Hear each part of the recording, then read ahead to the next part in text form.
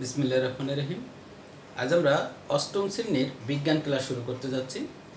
দেখো, আমরা 14 অধ্যায়টা শুরু করেছি। প্রথম একটা ক্লাস আমরা নিয়েছি। তো প্রথম ক্লাসটাই যেটা ছিল সেটা বাস্তুতন্ত্র কি বা কাকে বলে এ সম্পর্কে আমরা প্রথম ক্লাসে জেনেছি। বাস্তুতন্ত্রের উপাদান সম্পর্কে আমরা জেনেছি। আজকে আমরা বাস্তুতন্ত্রের প্রকারভেদ জানবো, ঠিক আছে? তা আসো আজকে আমরা বাস্তুতন্ত্রের প্রকারভেদ সম্পর্কে পড়ব।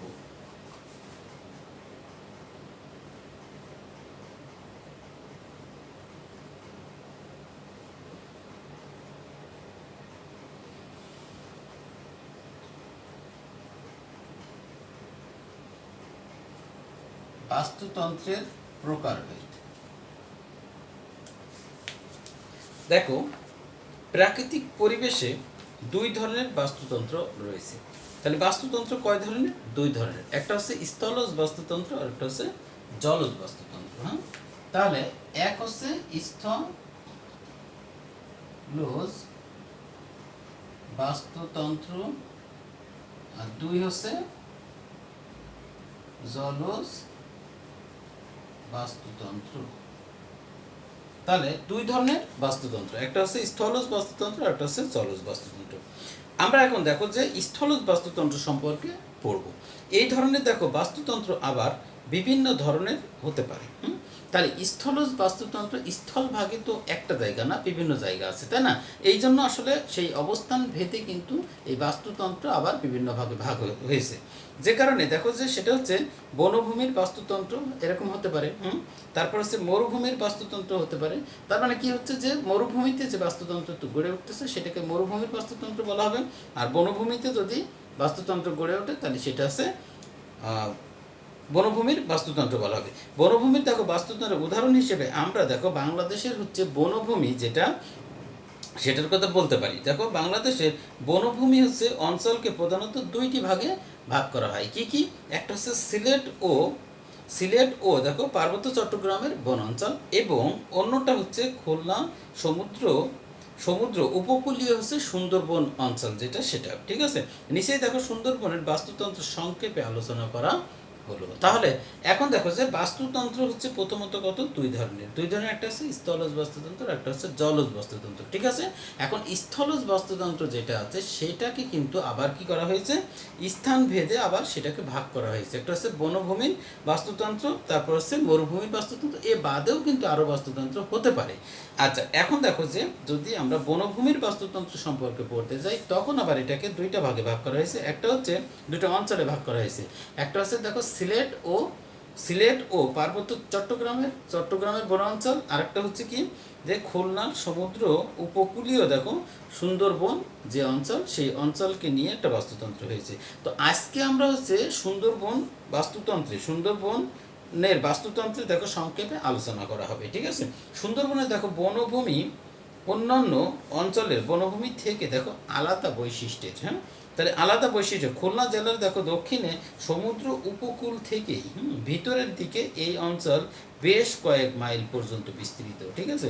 জোয়ার ভাটার কারণে এই অঞ্চলের মাটির লবণাক্ততা বেশি। তার মানে যখন জোয়ার হয় তখন কি হয়, পানি ডাঙায় উঠে পড়ে, তাই না? আর ডাঙায় যখন উঠে পড়ে তখন গাছের গোড়াগুলোয় কিন্তু পানি চলে যায়, আর সেখানে কি লবণাক্ততা, লবণ চলে যায়, লবণগুলো ওখানে স্থায়ীভাবে আবার কি জমে থাকে, পরে পানি কিন্তু আস্তে আস্তে শুকিয়ে যায় বা টেনে নিয়ে আবার ভাটা হিসেবে চলে যায়, কিন্তু ওখানে লবণের পরিমাণটা কিন্তু থেকে গেল। তার মানে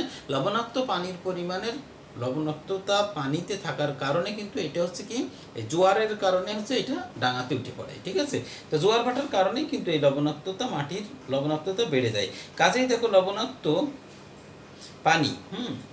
পানি সহ্য করার ক্ষমতা সম্পন্ন উদ্ভিদই এই অঞ্চলের বনাঞ্চলে জন্মে, ঠিক আছে? এই উদ্ভিদই আছে এই বনাঞ্চলে জন্মে। তার মানে লবণাক্ততা যে উদ্ভিদগুলো সহ্য করতে পারবে সেই উদ্ভিদগুলোই কিন্তু সেই জায়গাগুলোই বনভূমিতে মানে সুন্দরবন এলাকায় জন্মে, কারণ সেখানে লবণাক্ততা প্রতিনিয়ত হবেই, কারণ এখানে জোয়ার হবে, ভাটা হবে, এটি নিয়ম। এখন দেখো সুন্দরবনের বনাঞ্চলকে ম্যানগ্রোভ বনাঞ্চল নামেও দেখো পরিচিত, ঠিক আছে? এটা একটা কিন্তু নৈবিত্তিকের প্রশ্ন যে সুন্দরবন বনাঞ্চলকে কি বনাঞ্চল নামে পরিচিত, সেটা ম্যানগ্রোভ, ঠিক আছে? এই বনের দেখো মাটি বেশ কর্দমাক্ত মানে কি কাদা কাদা যুক্ত আর কি, ঠিক আছে। আচ্ছা, কাজেই দেখো এর ভিতর দিয়ে সহজে দেখো বাতাস চলাচল করতে পারে না। মাটির ভিতরে ভিতরে যদি কি ফাঁকা জায়গা না থাকে তাহলে কিন্তু সেখানে বায়ু থাকতে পারে না, তার মানে এর ভিতর দিয়ে কি বায়ু চলাচল করতে পারে না। এই জন্যই দেখো মূলের আগায় অসংখ্য ছিদ্র থাকে আর করতে পারে না। তাই দেখো এখানকার উদ্ভিদের মূল মাটি ভেদ করে কি করে উপরের দিকে উঠে আসে, ঠিক আছে। আচ্ছা, তাহলে উপরের দিকে উঠে আসে। এই সব মূলের আগায় দেখো অসংখ্য ছিদ্র থাকে, যার সাহায্যে উদ্ভিদ শ্বসনের জন্য বাতাস থেকে সরাসরি অক্সিজেন গ্রহণ করে। এই এই বনের উল্লেখযোগ্য উদ্ভিদ হলো সুন্দরী, করান, তারপরে গেওয়া, কেওড়া, তারপরে গোলপাতা ইত্যাদি। এরা এই বনের উৎপাদক, ঠিক আছে। তাহলে এই যে উদ্ভিদগুলোর নাম বলা হলো, যে উদ্ভিদগুলোর নাম বলা হচ্ছে সেটা কি দেখো সুন্দরী, গরান, তারপরে গেওয়া, তারপরে কেওড়া, তারপরে গোলপাতা, এরা সব কিন্তু উদ্ভিদ। আর উদ্ভিদ যদি হয় তাহলে এরা ওই সুন্দরবনের কি উৎপাদক হিসেবে এরা কাজ করতেছে, এরা উৎপাদক হিসেবে এখানে থাকতেছে, ঠিক আছে। তাহলে সুন্দরবনের এই যে উপাদান, বাস্তুতন্ত্র উপাদান, সেটা উৎপাদকের ভূমিকা পালন করতেছে এই গাছগুলো বা এই উদ্ভিদগুলো। এরপরে দেখো পোকামাকড়, পাখি, তারপর মুরগি, হরিণ, এই বনের প্রথম স্তরের খাদক, ঠিক আছে। এরপরে দেখো বানর, তারপর কচ্ছপ, তারপর সারস ইত্যাদি দ্বিতীয় স্তরের খাদক। এই বনের দেখো তৃতীয় স্তরের খাদকের মধ্যে রয়েছে বাঘ এবং শকুন ইত্যাদি, ঠিক আছে। তাহলে এই বনে এই সবের দেখো মধ্যে শকুন সর্বভোগ, ঠিক আছে। শকুন সর্বভোগ। এই বনের উল্লেখযোগ্য প্রাণী রয়্যাল বেঙ্গল টাইগার, চিতাবাঘ, তারপরে বানর, তারপরে চিত্রল, হরিণ, তারপরে বন্য শুকর, তারপরে কুমির, নানা ধরনের সাপ, পাখি এবং কীট পতঙ্গ, এরা সবাই এই বনে বসবাস করে, ঠিক আছে। আচ্ছা, এখন দেখো যে আমরা জলজ বাস্তুতন্ত্র, তাহলে স্থলজ বাস্তুতন্ত্র সম্পর্কে কিন্তু আমরা পড়লাম, এবং সুন্দরবন স্থলজ বাস্তুতন্ত্রের যে একটা উদাহরণ, সেটা আমরা কিন্তু পরিষ্কার বুঝতে পেরেছি যে সেখানকার যে গাছগুলো আছে সেই গাছগুলো উৎপাদক হিসেবে কাজ করতেছে, আর সেখানে যে প্রাণীগুলো আছে সেই প্রাণীগুলো ধাপে ধাপে তারা প্রথম স্তরের খাদক, দ্বিতীয় স্তরের খাদক এবং তৃতীয় স্তর বা সর্বোচ্চ স্তরের খাদক হিসেবে তারা ভূমিকা পালন করতেছে। এরপর ওরা যখন মারা যাচ্ছে তখন আবার মাটিতে মিশে যাচ্ছে, মিশে যাওয়ার পরে উদ্ভিদ কী করতেছে, সেই মৃতদেহগুলোর থেকে তারা জৈব সার ওখান থেকে পাচ্ছে, ঠিক আছে। পেয়ে তারা আবার কি বড় হচ্ছে। এইভাবেই কিন্তু সেখানে কি একজন আরেকজনের উপর নির্ভরশীল হয়ে তারপরে ওই তন্ত্রটা গড়ে উঠেছে, যে কারণে ওটাকেই কিন্তু আমরা বাস্তুতন্ত্র বলছি, ঠিক আছে। তাহলে স্থলজ বাস্তুতন্ত্র সম্পর্কে আমরা কিন্তু জানলাম। এখন আমরা জানবো জলজ বাস্তুতন্ত্র, ঠিক আছে। তাহলে জলজ দেখো বাস্তুতন্ত্র আবার 3 ধরনের। তাহলে জলজ বাস্তুতন্ত্র 3 ধরনের।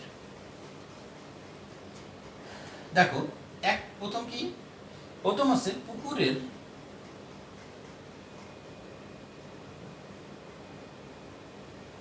বাস্তুতন্ত্র, 2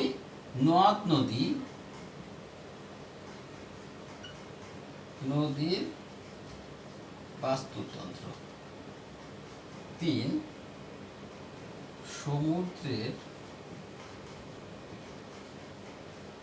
বাস্তুতন্ত্র। তাহলে জলজ বাস্তুতন্ত্র কয় ধরনের? 3 ধরনের। কি কি? পুকুরের বাস্তুতন্ত্র, তারপর নদ নদীর বাস্তুতন্ত্র, আর একটা সমুদ্রের বাস্তুতন্ত্র। খেয়াল করো, এখানে কিন্তু একটা নৈবেত্তিকের প্রশ্ন রয়েছে, সেটা জলজ বাস্তুতন্ত্র কয় ধরনের। তোমরা কিন্তু এই জায়গাগুলো ভালো করে দেখে রাখবে, এবং এই জায়গাগুলো কিন্তু পরীক্ষার সময় দেখবা যে প্রশ্নের ভিতরে আসছে। আমি যখন কোশ্চেন করব তখন কিন্তু নৈবেত্তিকে এইসব প্রশ্নগুলো আমি দিব, ঠিক আছে। এই জন্য তোমরা মার্কিং করে রাখবে। তাহলে এখন দেখো যে এখানে আমাদের একটা বাস্তুতন্ত্র নিয়ে আলোচনা করা হয়েছে, সেটা পুকুরের বাস্তুতন্ত্রটা, ঠিক আছে। তাহলে এই পুকুরের বাস্তুতন্ত্রটা এখন আমরা দেখব, ঠিক আছে। তাহলে এখন আমরা একটু খেয়াল করি যে এখানে দেখো যে তোমাদের ছবি আঁকাটা শিখতে হবে। দেখো এইভাবে একটা পুকুর আঁকবে। তো পুকুর আঁকবে, পুকুর আঁকার পরে এখানে তোমার মেইন যে জিনিসটা থাকবে সেটা কি একটা সূর্য থাকবে, তাই না। সূর্য কি করবে? আলো দিবে, তাই না। আচ্ছা, এরপরে দেখো এখানে কি থাকতে হবে? মাছ থাকতে হবে, তাই না। বাস্তুতন্ত্রের ভিতরে দেখো মাছ থাকবে, বিভিন্ন ধরনের মাছ।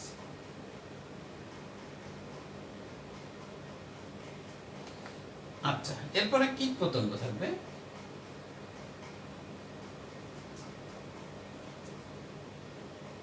এরপর কিছু উদ্ভিদ থাকবে,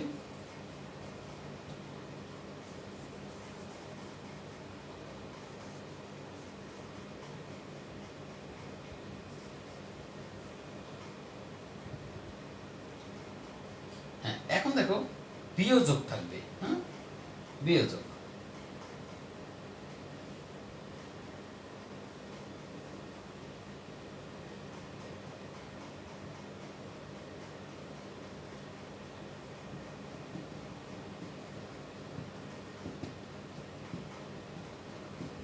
দেখো আরো সুন্দর করে তোমরা আঁকবে, হ্যাঁ। এখন খেয়াল করো যে এখানে এইটা হচ্ছে সূর্য, সূর্য, হ্যাঁ। আচ্ছা, এখন এই সূর্য আলো কে নিচ্ছে? উদ্ভিদ, হ্যাঁ। তাহলে এদেরকে আমরা কি বলবো? উৎপাদক।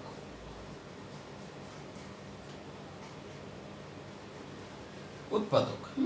এরপরে দেখো প্রথম স্তরের খাদক কোনগুলো? প্রথম স্তরের খাদক হচ্ছে এই যে ছোট ছোট কীট পতঙ্গ যেগুলো আছে, এইগুলোকে আমরা প্রথম স্তরের খাদক বলছি।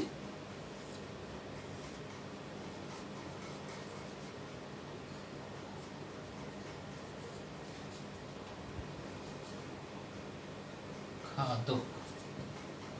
আচ্ছা, এরপরে দেখো ছোট মাছ যেটা আছে, এই ছোট মাছগুলো হচ্ছে দ্বিতীয় স্তরের খাদক।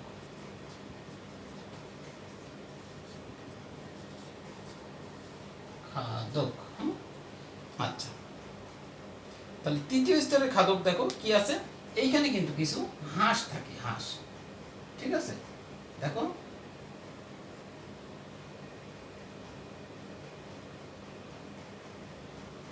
হাঁস, ঠিক আছে। হাঁসেরা কিন্তু এখানে পানিতে সাঁতার কাটতেছে, হ্যাঁ।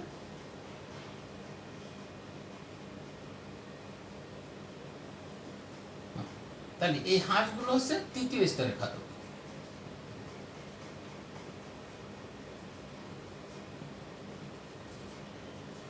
ওকে, আর হচ্ছে এইগুলো হচ্ছে বিয়োজক, বিয়োজক, হ্যাঁ।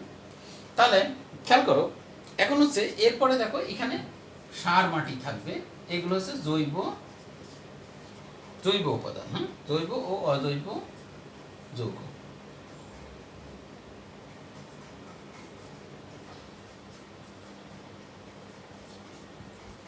তাহলে দেখো এইগুলো জিনিস নিয়েই কিন্তু আমাদের কি হয়েছে, জলজ বাস্তুতন্ত্র গড়ে উঠেছে এবং পুকুরের বাস্তুতন্ত্র এটা, ঠিক আছে।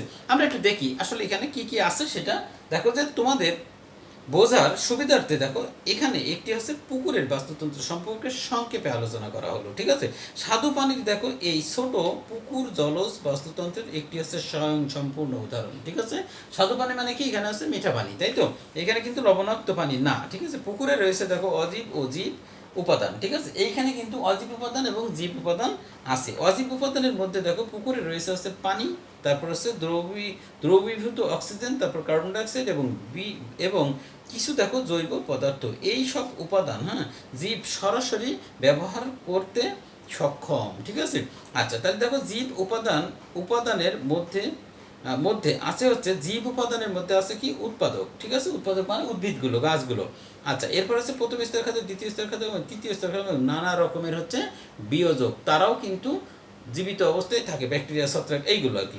এরপর দেখো পুকুরের বাস্তুতন্ত্রে হচ্ছে উৎপাদক, হ্যাঁ, হচ্ছে নানা রকমের দেখো ভাসমান ক্ষুদ্র ক্ষুদ্র অণুজীব, হ্যাঁ, অণুবীক্ষণিক উদ্ভিদ, যারা হচ্ছে ফাইটোপ্লাঙ্কটন নামে পরিচিত, হ্যাঁ। তাহলে এই ফাইটোপ্লাঙ্কটন নামে কিন্তু পরিচিত কারা? এখানে আছে ছোট ছোট হচ্ছে অণুবীক্ষণিক হচ্ছে উদ্ভিদ থাকে, এইগুলো, ঠিক আছে। এরপর দেখো ভাসমান বড় উদ্ভিদের মধ্যে রয়েছে হচ্ছে কচুরিপানা, তারপর হচ্ছে শাপলা ইত্যাদি। ভাসমান দেখো ক্ষুদ্র উদ্ভিদ যেমন হচ্ছে পুকুরের পানিতে রয়েছে, তেমনি রয়েছে হচ্ছে ক্ষুদ্র ক্ষুদ্র অণুবীক্ষণিক হচ্ছে প্রাণী, এরা হচ্ছে কি? জুওপ্লাঙ্কটন নামে হচ্ছে পরিচিত। তাহলে ওটা হচ্ছে ফাইটোপ্লাঙ্কটন ছিল হচ্ছে কি? উদ্ভিদ, ছোট ছোট উদ্ভিদ, আর ছোট ছোট হচ্ছে ইয়েগুলো হচ্ছে কীটপতঙ্গ যেগুলো আছে সেগুলোকে বলা হচ্ছে জুওপ্লাঙ্কটন, ঠিক আছে। আচ্ছা, এরপর দেখো বিভিন্ন প্রকার হচ্ছে জলজ কীটপতঙ্গ, তারপর ছোটো মাছ, তারপরে ঝিনুক, শামুক ইত্যাদি হচ্ছে উৎপাদকের দেখো খায়, উৎপাদকদের দেখো খায় তারা হচ্ছে প্রথম স্তরের খাদক, ঠিক আছে। আবার প্রথম স্তরের খাদক যেগুলো আছে এদেরকে যারা খাচ্ছে তারা হচ্ছে দ্বিতীয় স্তরের খাদক, আর দ্বিতীয় স্তরের খাদকগুলোকে যারা খাচ্ছে তারা হচ্ছে তৃতীয় স্তরের খাদক, ঠিক আছে। এবং এরপরেও দেখো যে কি আছে তোমার এখানে হচ্ছে ব্যাকটেরিয়া এবং ছত্রাক, হ্যাঁ, বিয়োজক হিসেবে এখানে কাজ করতেছে। বিয়োজক কেন, যে কোনো কিছু যদি মারা যায় বা কোনো গাছ গাছালি যে কোনো কিছু পড়লে সেটাকে পচিয়ে কী করবে, মাটির সঙ্গে মিশে আছে জৈব এবং অজৈব উপাদান তৈরি করবে, ঠিক আছে। তো এইটাই হচ্ছে মূলত পুকুরের বাস্তুতন্ত্র, ঠিক আছে। তাহলে এখানে এই যে বাস্তুতন্ত্রটা এটা একটা স্বয়ংসম্পূর্ণ বাস্তুতন্ত্র, এবং এখানকার কেউ কারোর জন্য খাবারের জন্য বা কোনো কিছুর জন্য কিন্তু কারোর উপর নির্ভর করতে হচ্ছে না। ওরা নিজেরাই কিন্তু তারা খাদ্য এবং বসবাস সব কিছুই কিন্তু করতে পারতেছে, যে কারণে এই পুকুরের এইটাকে বলা হচ্ছে একটা পূর্ণাঙ্গ বা স্বয়ংসম্পূর্ণ বাস্তুতন্ত্র, ঠিক আছে। তাহলে বাস্তুতন্ত্র সম্পর্কে আমার মনে হয় একটা পুরো ধারণা তোমাদের হয়ে গেল, এবং জলজ এবং স্থূলজ বাস্তুতন্ত্র সম্পর্কে আমরা ক্লিয়ার কনসেপ্ট পেলাম, ঠিক আছে। এরপরে দেখো আর একটা ক্লাস নিব, সেই ক্লাসটাই আমরা হচ্ছে বাকিটুকু পড়ে ফেলবো, ঠিক আছে। 6 এবং 7 নম্বর পার্ট আছে এই, এবং 7, 8, 9, 10, হ্যাঁ, এই 10 নম্বর পার্ট পর্যন্ত যেটা আছে এটা আমাদের পরবর্তী ক্লাসে আমরা পড়বো। তাহলে এই পর্যন্ত আজকে তোমরা কি করবা, এইগুলো ভালো করে পড়ে ফেলবে, এবং এই পুকুরের বাস্তুতন্ত্র খেয়াল করো, পুকুরের যে বাস্তুতন্ত্রের আমি ছবিটা এঁকেছি এটা তোমরা খুবই সুন্দর করে আঁকবে, হ্যাঁ, অনেক সময় নিয়ে পেন্সিল দিয়ে সুন্দর করে খাতায় ছবিটা আঁকবে। এঁকে ছবিটা তুলে, এবং এখানে কিন্তু নামগুলো লিখতে হবে, হ্যাঁ, নামগুলো লিখে ছবি তুলে তারপরে আমাকে তোমরা পাঠিয়ে দিবে, হ্যাঁ। কোথায় পাঠাবে, গ্রুপেই পাঠিয়ে দিবে, আমি এসে তোমাদের দেখবো যে আসলে ছবিগুলো সুন্দর করে তোমরা আঁকতে পারতেছো কিনা। এই পুকুরের বাস্তুতন্ত্র কিন্তু তোমাদের আঁকতে হবে এবং শিখতে হবে, ঠিক আছে। তো ঠিক আছে, ভালো থাকো সবাই, আল্লাহ হাফেজ।